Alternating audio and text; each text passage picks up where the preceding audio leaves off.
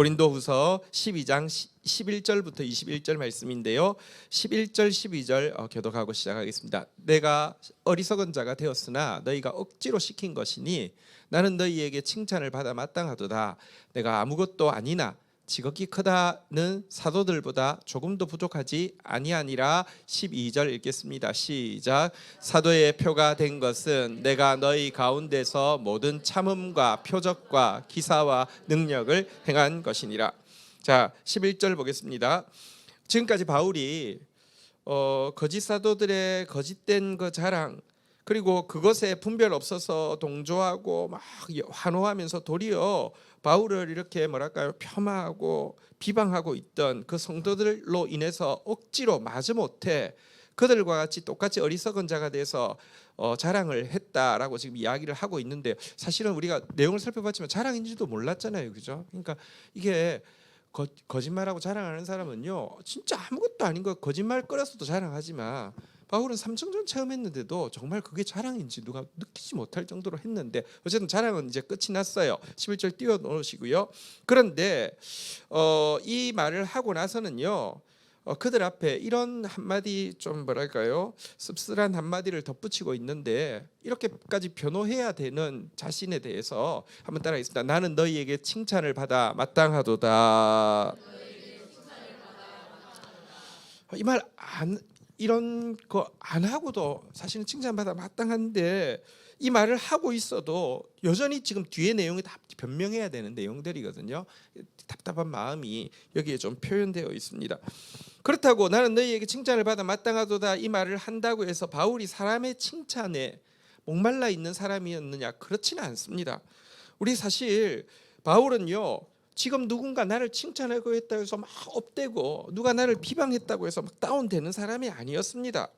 사실은요, 바울이 무엇에 관심이 있느냐? 사실은 대인관계에서 바울의 이 목표가 있었습니다. 고린도후서 1장 14절에 나왔었죠. 한번 볼까요? 고린도후서 1장 14절입니다. 한번 같이 읽겠습니다. 시작. 너희가 우리를 부분적으로 알았으나 우리 주 예수의 날에는 너희가 우리의 자랑이 되고 우리가 너희의 자랑이 되는 그것이라. 여러분, 지금은 서로 간에 부분적으로 압니다. 그래서 좋게 본 사람도 사실은요 안 좋았을 수도 있고요.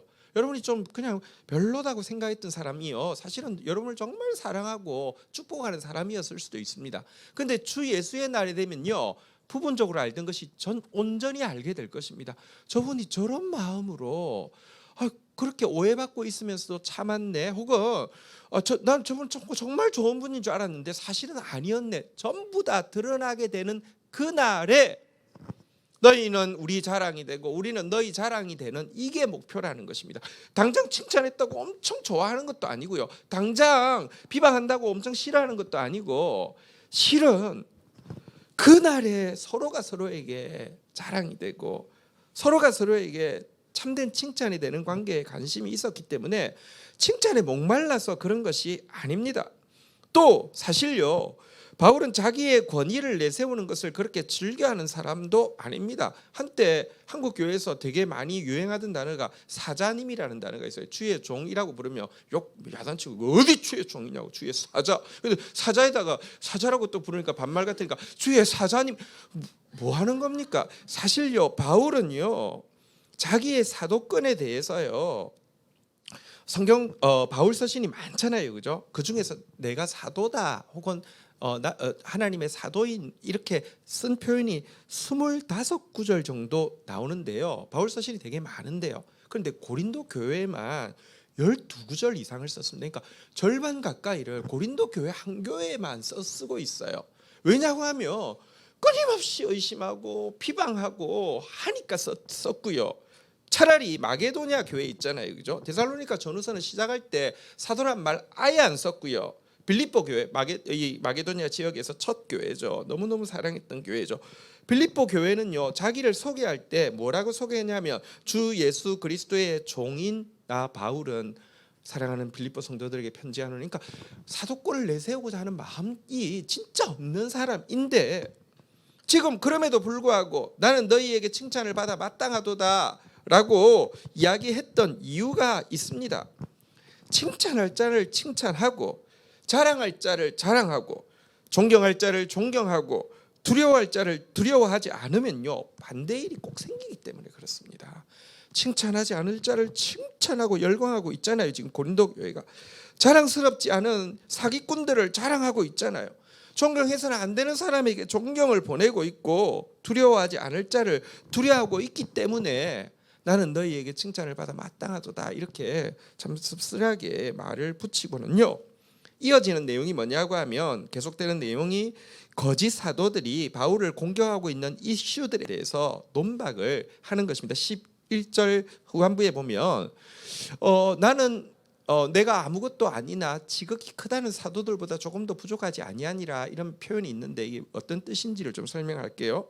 거짓 사도들이 바울은 가짜라고 이야기하는 중요한 논거가 뭐냐고 하면 자기들은 유명한 사도나 유명인사들의 기독교 유명인사들의 추천서를 가지고 왔는데 바울은 그게 없었기 때문에 그거 가짜다라고 이야기를 하고 있는 것에 대해서 지금 이제 논박하기 위해서 나 지극히 크다는 사도들보다 조금 더 부족한 사람 아니다라고 이야기하면서요.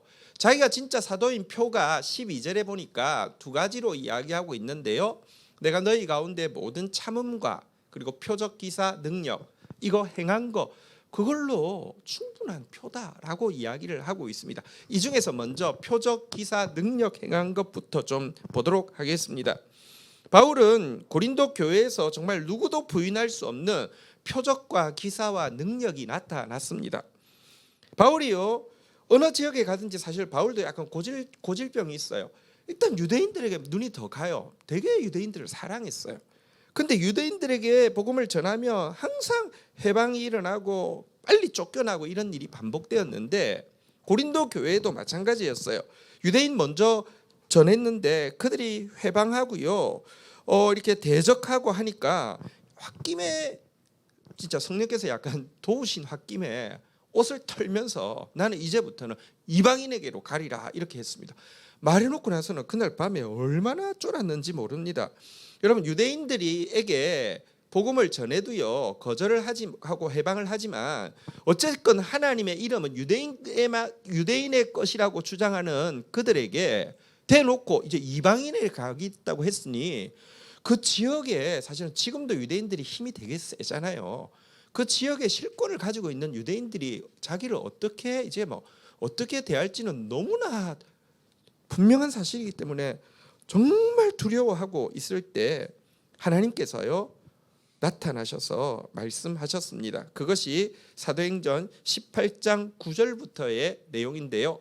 사도행전 18장 9절 그 고린도에서 잠 못 이루는 밤에 주께서 환상 가운데 바울에게 말씀하시되 두려워하지 말며 침묵하지 말고 말하라. 10절 같이 한번 읽을까요? 시작. 내가 너와 함께 있음에 어떤 사람도 너를 대적하여 해롭게 할 자가 없을 것이니 이는 이 성중에 내 백성이 많음이라 하시더라. 11절 볼까요? 1년 6개월을 머물며 그들 가운데 하나님 말씀을 가르치시니라. 진짜 바로 쫓겨나고 죽을 수도 있다고 생각했는데요. 바울이 최초로 장기 사역을 한 곳이 고린도입니다. 아무도 너 건드리지 못한다는데 여러분 유대인들이 착해서 안 건드린 거겠습니까? 건드리려고 했는데 하나님이 막는데요. 그 신기한 세계가 있습니다. 정말 신기한 세계가 있습니다. 지금이니까 좀 이야기하지만 저희 사실 이제 그 교회 저쪽에 있을 때 무슨 어떤 건축과 관련된 사기 막 이런 한 사람이 있어서 그러니까 뭐랄까 돈 요구한 거 계속 부풀려서 요구하면 다 주고 마지막으로 또 사기치고 더 달라고 해서 그거 아니라고 법적으로 딱 가니까 그때부터는 법적으로는 100% 문제가 없으니까요. 그때부터 협박을 하는데 교회 와서 예배를 방해하겠다는 거예요. 계속 예배를 방해하겠다는. 그게 목사한테는 되게 치명적인 거잖아요. 잘했든 못했든 상관없이 예배 방해하겠다고. 실제로 사람들 끌고 와가지고요. 예배 마쳤을 때 끌고 오기도 하는데 일한 사람들이 다 알거든요. 제가 얼마나 인격적으로 했고 달라는 거 다 준 거 다 아니까 적극적으로 나서지 않은데 막판에는 진짜 이제 오늘은 더 이상 안 참겠다고 왔는데요. 저 얼마나 또 마음이 그렇겠어요, 그죠? 근데요 예배 시간에 딱 참석했는데 예배 마치고 저를 찾아왔는데 성령께서 임하셨어요. 저 앞에서 계속 울면서 제가 미친 사람입니다. 제가 왜 그랬을까요? 하면서 계속 울면서 막 너무 죄송합니다 하고는 한마디도 못 하고 그리고 내려갔어요. 내려가고 나서 그 말 하려고 온 거 아니거든요. 돈 뜯어내려고 왔는데 자기가 내가 그 목사님한테 그러고 나서 아들이 죽고요. 그다음에 뭐 아내 암 걸리고요. 재산 파산하고요. 내가 미쳤지 왜 그랬을까요? 막 자기 울고 막 앞으로 제가 정말 뭐 이렇게 기회를 주신다고 하면 제가 뭐 다 해드리겠습니다. 그래놓고 갔는데 그 말 하려고 온 거 아니에요. 돈 뜯으러 왔어요. 근데 성령이 임하니까요 울고만 갔어요. 그래놓고 나서는 자기도 그래 놓은 말이 있으니까 머쓱해가지고는요 연락 못하고 그러고 끝이 난 게 있어요. 가끔씩 제정신 돌아오면 문자로 좀 이렇게 뭐 왔다가 또 말고 1년에 한 번씩 왔다 말고 하고 있는데요. 근데 고린도에서도 아마 비슷했을 거예요. 시도했을 거예요. 유대인들이 얼마나 집요하다고요. 근데 1년 6개월 동안 아무 일이 안 일어나도록 한 거, 그 표적이죠. 그 기사죠. 그건 능력이죠. 그런데 중간에 한번 일이 있었습니다. 아가야 지역, 아가야가 뭐냐고 하면 지금 마게도냐가 이제 말하자면 북한이고 아가야가 남한처럼 이렇게 분리를 해가지고 로마에서 다스렸거든요. 아가야 총독이 새로 왔습니다. 총독이 새로 올 때는요, 로비 집단이 사실은 딱 뭔가 잡을 수 있는 기회잖아요. 유대인들 로비는 유명하잖아요. 그 로비 집단이 총독에게 찾아가 가지고는요, 이렇게 바울을 이제 잡아가지고 이렇게 총독 앞에 나가가지고 법정에 세우고는요. 또 이제 이 이슈를 크게 해야 되기 때문에 난동을 막 그 소요를 일으키면서 법정으로 끌고 가게 되었습니다. 이 사람은 율법을 어기면서 하나님을 경외하라고 사람들을 권한다라고 하면서 고소를 하게 되었는데요. 신임 총독은 아무래도요 힘 있는 사람 편을 들기가 쉽습니다. 그런데 하나님이 말씀하셨잖아요. 아무도 너를 대적하지 못한다고요. 어떤 일이 생긴 줄 아십니까? 이 갈리오라는 총독인데 사실 이 갈리오는 그 철학자 세네카라는 사람이 있습니다. 되게 유명한 사람입니다. 그 사람 친동생이고 역사책에 이 사람이 이 지역 외에서도 몇몇 지역들에서 통치를 했기 때문에 굉장히 공정한 인물이라고 기록이 돼 있는데요. 여기 막 끌고 와가지고 막 고발하고 성토하고 있는데 이미 판단이 다 서가지고요. 이거 아무 의미 없는 고발이라고 하면서 그냥 바로 나가라고 하면서 총독이 그냥 새로운 총독이요. 로비 집단이 막 떼거지로 와가지고 바울을 끌고 왔는데 내보냈어요. 그런데 거꾸로 무슨 일이 생기냐고 하면 여러분 헬라인들 입장에서는요. 고린도 헬라 땅인데 유대인들이 막 실권을 쥐고 막 좌지우지하고 했는데 신임 총독한테 고발한다고 고발했는데 말하자면 혐의가 안 됐잖아요. 말하자면 무고죄가 됐잖아요. 그죠? 무고를 일으켰다는 이름으로 그 일의 책임자인 소스데다라는 사람을 막 집단 구타를 했어요. 근데 이 갈리오가 개입을 안 했어요. 그냥 그래서 흠씬 맞고 그 다음부터는 아무도 못 건드렸어요. 그럼 하나님이요 복음을 위해서 일을 하시면요 이런 일이 있습니다. 이거 표적과 기사와 능력 아닙니까? 그리고요 한 가지 더를 이야기했던 게 12절에 보니까 모든 참음이라는 단어가 있었는데요. 특별히 다시 한번 12절을 보면요. 이 표적과 기사와 능력보다 모든 참음을 먼저 기록한 것을 좀 기억할 필요가 있습니다. 여러분 사실 표적과 기사와 능력은요. 사단도 일으킬 수 있습니다. 하지만 이 모든 참음은요. 사단은 절대 못합니다. 절대 못합니다. 모든 참음은 사실 사랑의 가장 중요한 증거이죠. 사랑은 오래 참고부터 시작되거든요. 사단은 사랑하는 건 불가능합니다. 바울은요, 내가 사도인 것을 내가 얼마나 엄청난 기적을 일으키냐 이걸 먼저 이야기하는 것이 아니라 내가 얼마나 사랑했느냐가 너희들을 향한 내가 진짜 사도라는 표다라고 이야기를 하고 있는 거 보십시오. 어쨌든 이렇게 지금 이야기를 해야 되는 상황이 다시 이야기하지만 나는 너희에게 칭찬을 받아 마땅하도다. 그런데 지금 고린도 사람들은요 계속 증거가 없으니까 아니라는 말 앞에서 그러네 이러고 있었다는 것입니다. 자, 이어지는 내용도 한번 좀 보도록 하겠습니다. 13절부터 한번 볼까요? 13절, 14절 교독하겠습니다.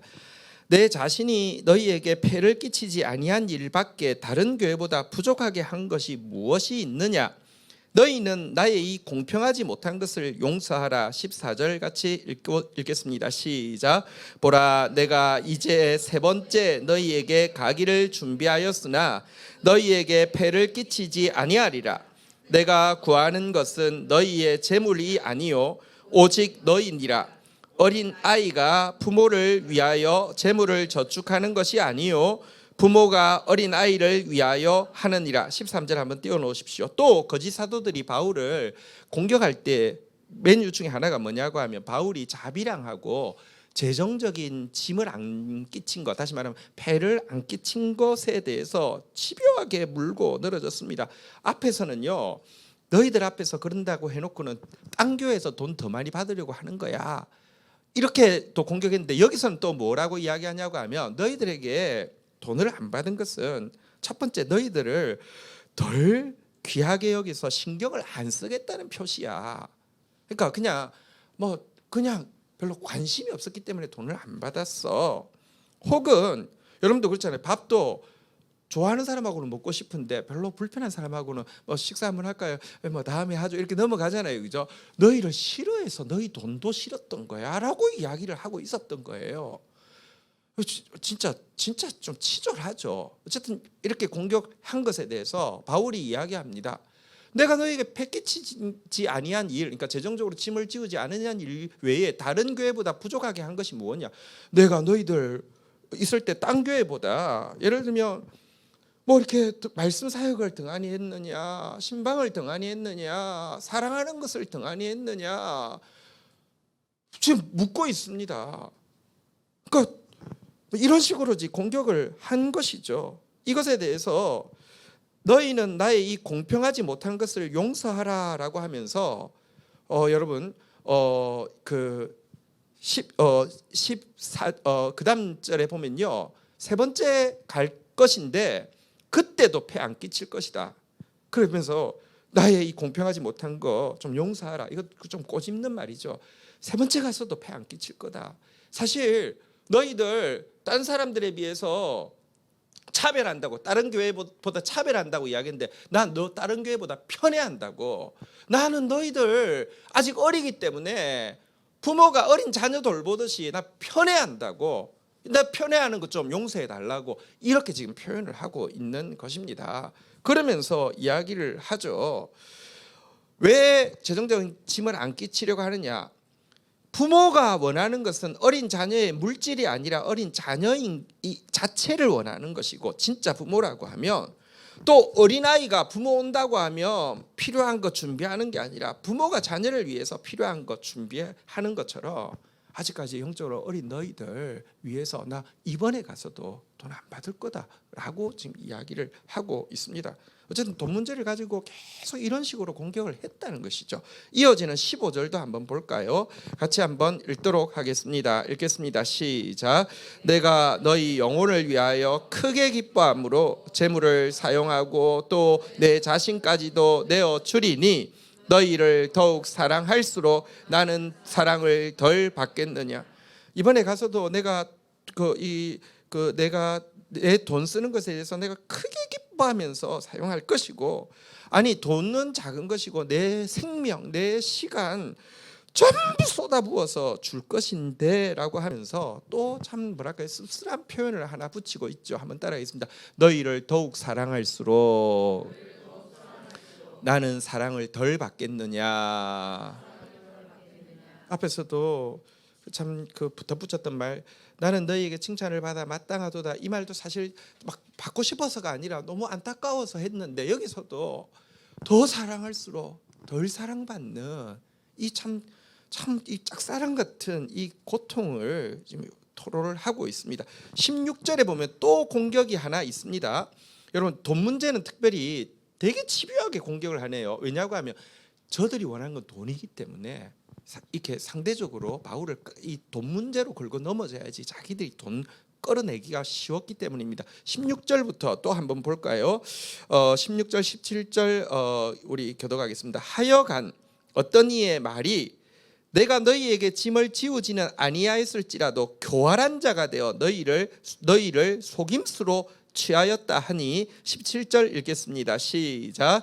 내가 너희에게 보낸 자 중에 누가 너희의 이득을 취하더냐. 18절 같이 한번 읽겠습니다. 시작. 내가 디도를 권하고 함께 한 형제를 보내었으니 디도가 너희에게 이득을 취하더냐. 우리가 동일한 성령으로 행하지 아니하더냐. 동일한 보조로 하지 아니하더냐. 재정 문제 이런 것입니다. 첫 번째는 너희들한테 하나도 안 받는다고 막 홍보를 떠벌려가지고 딴 교회들로부터 돈 거액 걷어내고 있어. 1번. 2번. 너희들하고는 밥도 같이 먹기 싫은 거야. 너희들한테 관심이 없어. 너희들 그냥 그 2등급으로 취급해서 돈 안 받는 거야. 세 번째는 뭐냐고 하면 앞에서는 안 받는 것처럼 마치 그냥 돈이 필요 없는 사람처럼 이슬 먹고 사는 사람처럼 해놓고는 뒤로 사람 보내가지고 실은 바울이 뭐가 필요한데 돈 달라고 하면서 너희들 돈 착취해 갔다는 거예요. 그게 뭐냐고 하면 바울이 대표단 3명을 보냈잖아요. 그죠? 예루살렘에 보낼 헌금을 위해서 디도와 형제와 또 다른 형제는 또 자기들이 청구한 형제 보냈는데요. 어쨌든 이런 걸 또 교묘하게 틀어가지고 이런 식으로까지 공격을 했다는 거예요. 그러니까 직접 돈 달라고 안 하고 하수인 통해서 돈 달라고 어쨌든 니네 돈 분명히 갈취해 갔어. 이런 식으로 말을 하는데 답답하죠. 그래서 묻습니다. 도대체 그 17절에 보면 누가 너희한테 이득을 취한 사람이 있어? 이름 이야기해 봐라고 그래요. 18절에도 보면요. 또 이야기하죠. 디도가 너희한테 이득 취했냐 하면 만약 그런 일이 있으면 고발해 보라고 이야기해요. 실체를 말할 사람 없는데요. 말은요 만들면요 사실이 된다니까요. 이게 그래서 분별력이 되게 많이 필요해요. 보면 지도자에 대한 고발은요 2-3명의 확실한 증인이 없을 때는 아예 그 말을 받지도 말고요 도리어 책망하고 끝내라고 했는데 증거가 없어도요 말하기 시작하면요 거짓말 들은 2-3 사람이 그냥 자기들끼리 증거가 되는 거예요. 나도 들었는데 이렇게 해가지고요 교회를 막 이렇게 하는 것이죠. 여기서 일단 우리 한 가지 좀 보십시다. 사단이 얼마나 악독하게 치사하게 집요하게 지금 바울을 모함하고 있는지를 보게 됩니다. 근데 바울만 이런 일을 당한 것은 아니죠. 모세 때도요 보면 얼마나 집요하게 진짜 치사하게 그 건수 물어가지고요 악독하고 끈질기게 모함하고 비방하고 하는 것을 보게 되는데 왜 그럴까요? 알거든요. 하나님 질서의 하나님이고요. 하나님께서 영적 지도자를 통해서 말씀을 주시기로 결정을 하신 거예요. 보십시오. 모세가 시내산에 올라갈 때 이스라엘 백성들에게 제일 먼저 십계명까지는 같은 음성으로 들려주셨어요. 근데 이스라엘 백성들이 대표단을 만들어서 나왔습니다. 모세한테 제발 하나님 앞에 가서 우리한테 직접 말씀하시지 못하게 해달라고 당신이 대신 듣고 와달라고 이야기를 했고요. 그때 하나님이 말씀하셨어요. 그들의 말도 일리가 있다. 왜냐하면 너무 막 두려워하니까 대신에 내가 너에게 준 말씀을 전달할 때도 나한테 직접 받는 것처럼 그렇게 받기로 약속하라고 하고는 말씀을 전해주셨는데요. 하나님 질서가 그런 영적 질서가 있는 것이죠. 그런데 여러분 영적 지도자 말씀의 통로인 영적 지도자 한 사람만 넘어뜨리고 나면 교회 전체가 목자 없는 양처럼 유리방황하고 그때부터는 사단이 포식을 할 수 있습니다. 이거 알기 때문에 계속 집요하게 공격합니다. 한편으로는 또 다르게 공격할 수 있죠. 영적 지도자 한 사람만 타락시키면요 그래서 나는 신이다 하는 식으로 하면 영혼들 다 죽습니다. 이 영적 지도자를 타락시키든지 악한 영적 지도자를 아니면 성도들을 거짓이 들어와 가지고요 속여 가지고 바른 영적 지도자를 대적하고 모함하고 등한시하게 하든지 이 2가지로 여러분 집요하게 공격하고 있는 것을 아셔야 합니다. 영적 세계이기 때문에 그렇습니다. 19절 한번 볼까요? 바울이 여기까지 3가지 이제 이 지금 대적들이 바울에 대해서 막 공격하고 있는 이슈에 대해서 방어를 하고 나서는 19절 같이 한번 읽도록 하겠습니다. 읽겠습니다. 시작. 너희는 이때까지 우리가 자기 변명을 하는 줄 생각하는구나. 우리는 그리스도 안에서 하나님 앞에 말하노라. 사랑하는 자들아, 이 모든 것은 너희의 덕을 세우기 위함이니라. 근데 바울이 세 가지로 지금 변호를 하면서도 느낌을 받는 거예요. 너희는 이제까지 우리가 자기 변명을 하는 줄로 생각하는구나. 이 편지를 읽으면서도 또 변명하네, 또 뭐 이렇게 핑계 대네, 뭐 이런 식으로 대하는 사람들이 있다는 걸 느끼기 때문에 이렇게 쓴 거예요. 참 얼마나 답답하겠습니까? 진짜 더 사랑할수록 덜 사랑받고요. 정말 나중에 모든 것이 밝혀졌을 때, 하나님 앞에서 고린도 성도와 바울이 만났을 때 고린도 성도에게 바울이 얼마나 자랑거리가 되겠습니까? 얼마나 칭찬의 대상이 되겠습니까? 그런데 지금은 정말 막 진짜 뭐랄까요, 막 역겨운 사람처럼 이렇게 만들어진 이 분위기, 이걸 느끼니까 변명이라고 생각하지 하면서, 그런데 우리는 그리스도 안에서 하나님 앞에서 말하는, 내가 지금 하고 있는 이 이야기 인간적인 변명이 아니라 하나님 앞에서 떳떳한 변명이다, 하나님 앞에서 정직한 말이다라고 이야기를 하고, 사랑하는 자들아, 내가 지금 이 말을 하는 이유도 나 하나 어떤 좀 이렇게 명예를 회복하기 위한 게 아니라 이 모든 것을 한번 따라하겠습니다. 너희의 덕을 세우기 위함이니라. 너희의 덕을 세우기 위함이라 그랬는데, 이 덕이라는 단어는 집을 건축한다는 뜻입니다. 너희가 하나님의 집으로 건강하게 건축되어지기 위해서는요, 일단 제가 계속 이야기하잖아요. 건강한 성장, 자라무성하여 결실하려고 하면 거짓부터 빠져야 돼요. 이 거짓을 빼내기 위해서 바울은 자기 딴에는요, 부덕불 억지로 자기를 어리석은 자로 만들어서라도 어떻게든지 거짓 빼내려고 몸부림을 치고 있는 것이죠. 그래야지 하나님의 집으로 세워지니까요. 이렇게 이야기를 하고는요, 20절부터 또 세 번째 갔을 때에 그 염려하는 바를, 근심하는 바를 좀 이야기를 하고 있는데요. 자, 20절부터 교독을 하겠습니다. 내가 갈 때에 너희를 내가 원하는 것과 같이 보지 못하고, 또 내가 너희에게 너희가 원하는 것과 같이 보일까, 원하지 않는 것과 같이 보일까 두려워하며, 또 다툼과 시기와 분냄과 당짓는 것과 비방과 수군거림과 거만함과 혼란이 있을까 두려워하고, 21절 같이 읽겠습니다. 또 내가 다시 갈 때에 내 하나님이 나를 너희 앞에서 낮추실까 두려워하고, 또 내가 전에 죄를 지은 여러 사람의 그 행한 바 더러움과 음란함과 호색함을 회개하지 아니함 때문에 슬퍼할까 두려워하노라. 3차 방문을 계획하고 있지만 세 가지를 두려워한다라고 이야기를 하고 있죠. 첫 번째는 내가 원하지 않는 모습, 너희들의 모습, 이거 보게 될까 두렵다. 다툼, 시기, 분냄, 당짓는 것, 비방, 수군거림, 거만함, 혼란, 이런 모습 보게 될까 두렵다라고 이야기하고, 또 한편으로는 너희들이 원하지 않는 내 모습 보일까 두렵다. 그러니까 내가 그래서 그거 보고는요, 또 분노할 수밖에 없고 이렇게 슬퍼할 수밖에, 20절입니다. 슬퍼할 수밖에 없는 내 모습 보일까 두렵다, 이렇게 이야기를 합니다. 21절에서는요, 또 한 가지 두렵다라고 이야기하는데요. 전에 죄를 지었던 사람들이 고린도 이제 전서와 그 다음에 이제 언급했던 그 문제들인데요.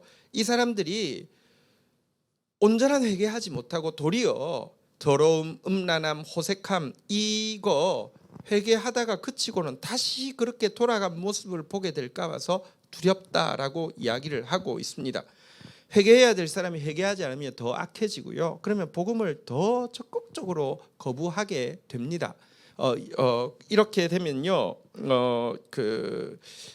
너희 앞에서 나를 낮추실까 두려워한다 그랬는데요, 복음을 비천한 것으로 만들고 이렇게 막 뭐랄까 대적하고 이런 일들이 일어날까 봐서 두렵다, 근심한다, 이런 표현을 이야기하고 있는데요. 여러분, 사실 바울이 지금 고린도 성도들이 계속 그 거짓의 영향을 받아서 의심하고 있는 상황에서 이 방문 계획을 미루면 진짜 큰 빌미가 되는 거거든요. 고린도 교회 지금 후서의 앞부분에 많은 내용이 오기로 했다가 안 온 것 때문에 거짓 사도들이 신이 나가지고 씻고 있었던 문제에 대한 방어였잖아요, 그죠? 왜 안 갔냐고 하면 지금 이야기한 이 모습 갔을 때 보게 될까 봐서 안 간 거였어요. 고린도후서 2장 1절 2절에 보면 이렇게 앞에서 말을 했지 않습니까? 고린도후서 2장 한번 다시 돌아가서 볼까요? 내가 다시는 너희에게 근심 중에 나아가지 아니하기로 스스로 결심하였노니 2절 같이 한번 읽도록 하겠습니다. 시작. 내가 너희를 근심하게 한다면 내가 근심하게 한 자밖에 나를 기쁘게 할 자가 누구냐. 그러니까 근심으로 만나고 싶지 않고 기쁨으로 만나고 싶어서 그런 비방받을 위험에도 불구하고 미루었잖아요. 그죠? 사실 이렇게 지금 두려워한다는 말이 근심한다는 말인데요. 이 근심이 바울이 고린도 교회를 얼마나 사랑하고 있는지에 대한 증거이고요. 여러분 사실 바울이 근심한다는 표현이 그렇게 많이 나오지는 않습니다. 근데 고린도 교회에 15번 썼는데요. 나머지 서신 전부 통틀어서 7번밖에 안 썼습니다. 어쨌든 고린도 교회는 정말 계속 근심의 대상이었어요. 근데 이거 자체가 사랑한다는 증거죠. 사랑하기 때문에 근심했고요. 결국은 이 같은 근심이 후회할 것이 없는 구원을 그리고 회개를 그들 가운데 이루게 되었다라고 간증하고는 있습니다. 어쨌든 이렇게 근심하고 있는데요. 하지만 바울이 모든 교회 다 통틀어서 모든 그가 개척한 모든 교회 통틀어서도 고린도 교회 한 교회가 근심을 2배나 더 많이 쓰게 한 교회였다는 사실은요, 결코 고린도 교회 성도들에게 유익하지 못합니다. 히브리서 마지막으로 성경 구절 13장 17절 한 번만 읽어볼까요? 같이 한번 읽도록 하겠습니다. 히브리서 13장 17절입니다. 같이 읽겠습니다. 시작. 너희를 인도하는 자를 순종하고 복종하라. 그들은 너희의 영혼을 위하여 경성하기를 자신들이 청산할 자인 것 같이 하느니라. 그들로 하여금 즐거움으로 이것을 하게 하고 근심으로 하게 하지 말라. 그렇지 않으면 너희에게 유익이 없느니라. 제가 이번에 그런 이야기를 했습니다. 사실은 마게도냐 교회의 길이 있고요, 고린도 교회 교인들의 길이 있는데요, 갈수록 이렇게 더 나눠지게 됩니다. 마게도냐 교회에 쓴 편지를 보면요, 너희를 더욱 사랑할수록 나는 덜 사랑받겠느냐가 아니라 더 사랑할수록 더 사랑받고 더 사랑할수록 더 사랑받고 더 자랑하고 더 칭찬하고 하나님 앞에서 섰을 때도요, 정말 영원한 자랑과 칭찬의 대상이 되어가는 모습이 보이는데 고린도 교회는 지금 사실은 정말 안타깝게도 너희를 더욱 사랑할수록 나는 덜 사랑받겠느냐, 이런 상태가 된다고 하면 유익이 없다라고 이야기하고 있습니다. 물론 참목자는요, 바울처럼 그럼에도 불구하고 고린도 교회 포기하지 못하고 근심하고